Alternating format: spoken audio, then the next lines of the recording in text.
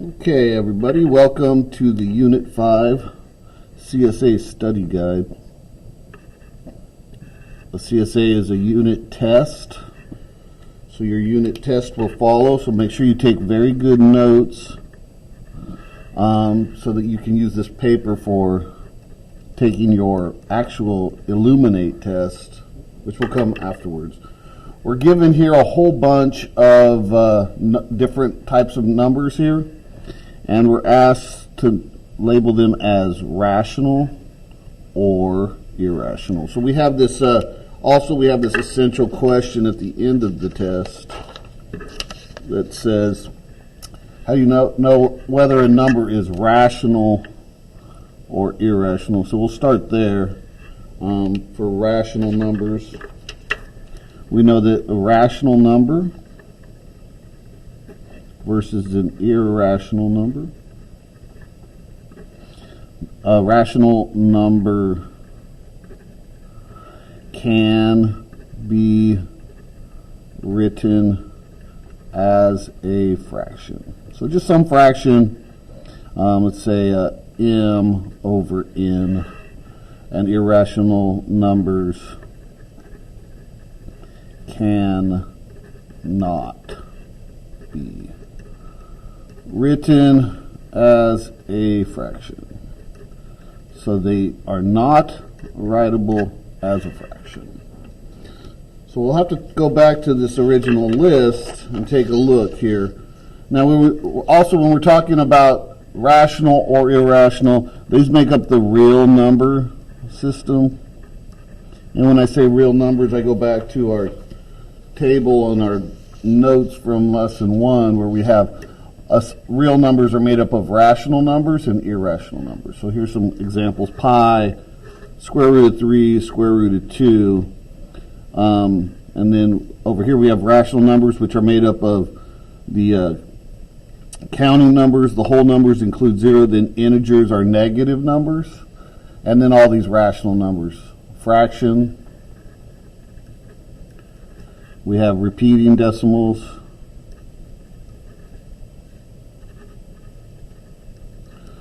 Fraction. Terminating decimals.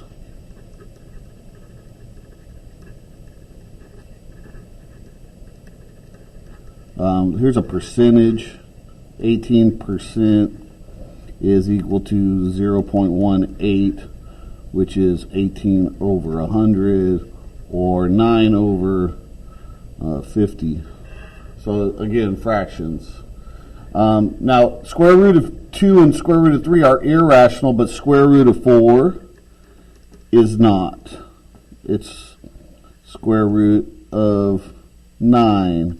I should put these in the whole number. Well, integers actually, because you get a plus or minus 2, plus or minus 3. So that's a integer. And we have, you were given a whole list of your square roots that were perfect. So you want to memorize all these square roots here. 1, 4, 9, 16, 25, 36, 49, 64. These are your perfect squares. And then you could also do your cubes. Those are a different shape. So let's take a look at these numbers. We have a fraction. So a fraction is going to be in rational numbers. So we'll do pink over here for irrational numbers. And we have a terminating decimal. It's tenths, hundredths, thousandths. So this could be rewritten as negative 6 over 1,000. So we're going to put negative 0.006 under rational. The square root of 81 is plus or minus 9. So when it's a perfect square, it goes into rationals. Square root of 81. This is a non-pattern, non-terminating with the dots. So that goes under irrational. non-terminating, non-pattern forming. Anything with pi is an irrational number, so even 2 pi or 4 pi or 3 pi. This is repeating 0.47. Let's take a look at how you would solve a repeating number. Now, we've talked about this one before. We're going to label this as x equals 0.47, and it repeats at the 100th spot.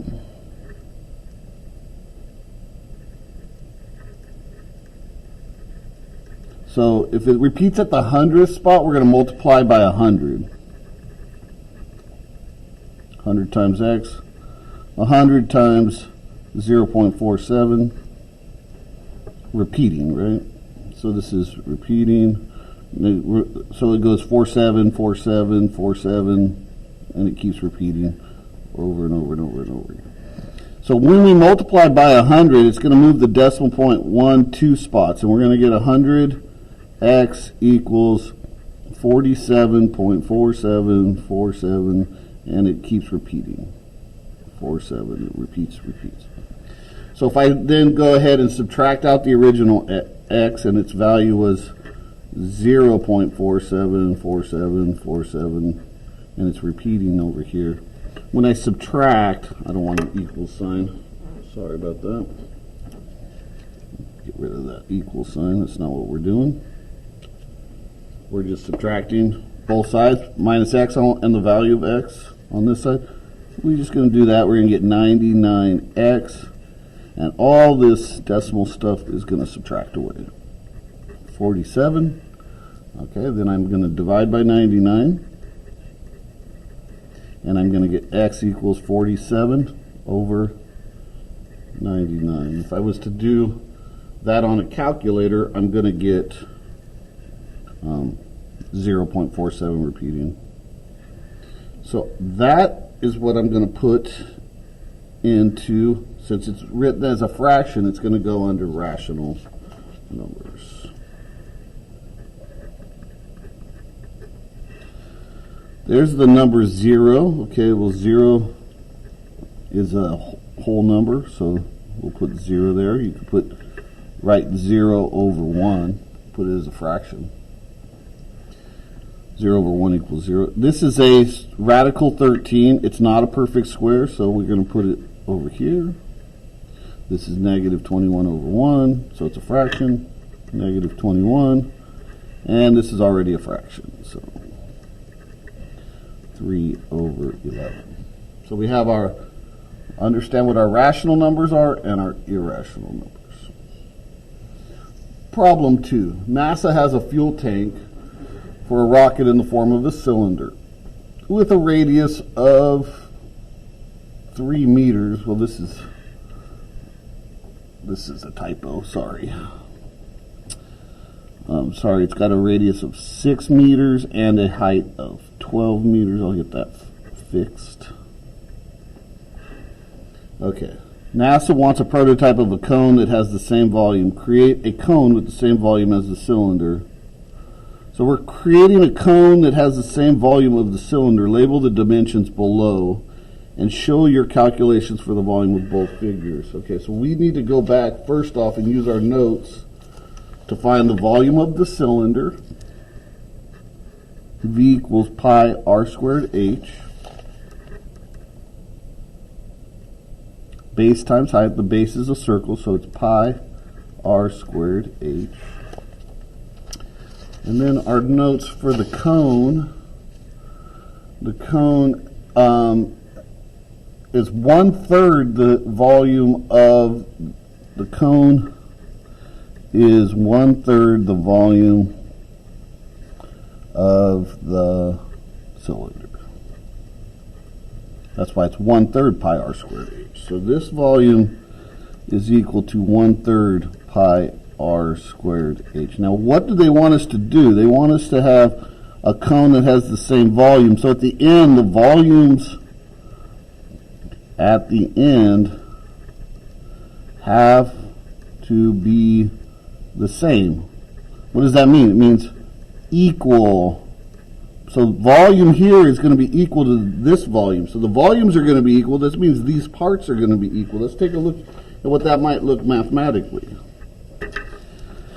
Okay, so if I have the volume of the cylinder has to equal the volume of the cone, okay, well then I'm in pretty good shape that I know that pi r squared h equals 1/3 pi r squared h.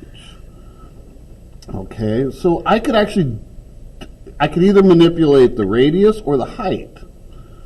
So let's do it by manipulating the height first. Well, I can divide, as long as I do both sides, I could divide out the pi r squared just the pi r squared if I wanted to. If I keep the r the same. So the radius would be 6 here. If I just keep the radius the same, and I divide by pi r squared h, look at this, that goes away, that goes away, I'm left with h equals 1/3 times h. Well, the height here is 12. 1/3 times what height of the cone? What would make this true? Okay, well, I could use mental math. Mental math would give me the h equals 36, because 36, 1/3 times 36 will equal 12. If I do it with algebra math, I just go ahead and multiply by the reciprocal, which is 3/1 to both sides. That way it cancels. You get 3/3h, or h of the cone. 3 times 12 is 36. And I just need the units now. That would be 36 meters.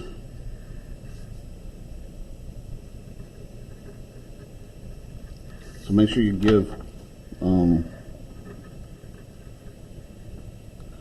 the height would be 12 meters. That's one way of doing it. There's another way to do it if you wanted to keep the heights the same. Let's take a look what it would look like. Again, the volume of the cylinder has to equal the volume of the cone. What if we keep the height the same? Let's take a look at what that looks like.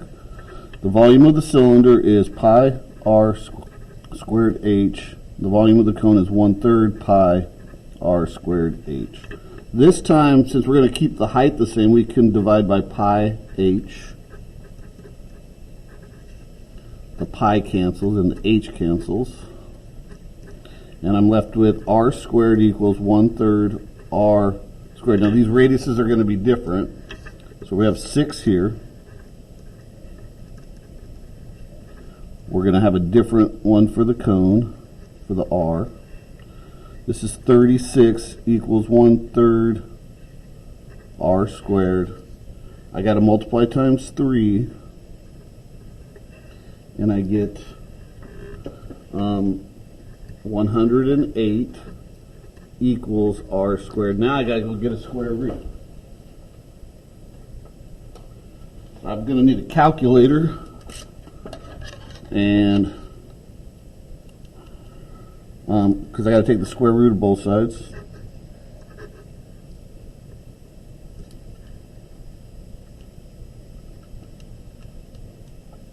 And it would be 10.4. So a little bit messier, a lot harder math. So it's easier to keep the radius the same and manipulate the height. Oops, and I made a mistake here. It's not 12, it's 36 meters. So be really careful when we did the math. Again, you can always run back the video if you need to. All right, here we go to problem number 3. So we have a composite figure, and we have an essential question of how to find the composite volume of the figure. You want to find the volume of each unique figure and then sum them together. So we have the volume of a cone, which we know, plus we have a volume of a, oh, that's a sphere, but it's not a full sphere. Now the volume of a sphere is 4/3 pi r cubed. But we only have a half of a sphere, so we need to cut this in half. We're going to multiply by a half. And when you do that, when I multiply to get to a hemisphere, half the volume of a sphere, I'm going to multiply times a half. The 2 is going to cross cancel with the 4, and I'm going to end up with 2/3 pi r cubed. So this is the volume of a hemisphere. V equals 2/3 pi r cubed. So I'm going to use that. Volume of a hemisphere, because this is only a half. It's called a hemisphere. And this is the cone. So hemisphere. And that'll get me my total volume, or volume of a composite. So the cone is 1/3 pi r squared h. And we just discovered that the hemisphere is 2/3 pi r cubed. The radiuses are the same for both, which is nice. We'll just call it VT for total. And we're just plugging in numbers. Remember, this 3 is in the denominator. R is 8 squared times the height, 20, pi times 8 cubed equals V total. All right, we got to do a little quick math. 8 squared, the squared button's there, equals 64 times 20. Now we want to leave it in terms of pi as long as possible. So this is 1,280 pi, and in the denominator is the 3. 8 cubed is 512 times 2. The 2's in the numerator. I get 1,024 pi over 3 equals the VT. Now I can add these up. I'm not going to, there's not double pi, it's just 1 pi. So 1280 plus 1,024 gives me 2,304 pi over 3. So I'm going to multiply times pi, and I'm going to divide that by 3, and I get 768 pi. And round to the nearest hundredth if necessary. So I'm going to take 768 times 3.14, and I'm going to get 2,411.52 centimeters cubed. And then that's it. But we have one essential question left. Why do you use square units for area and cubed units for volume? All right, we use square units for area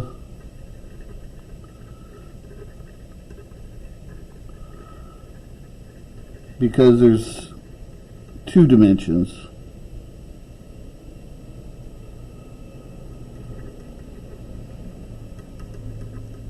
And cubic units, or cubed units, for volume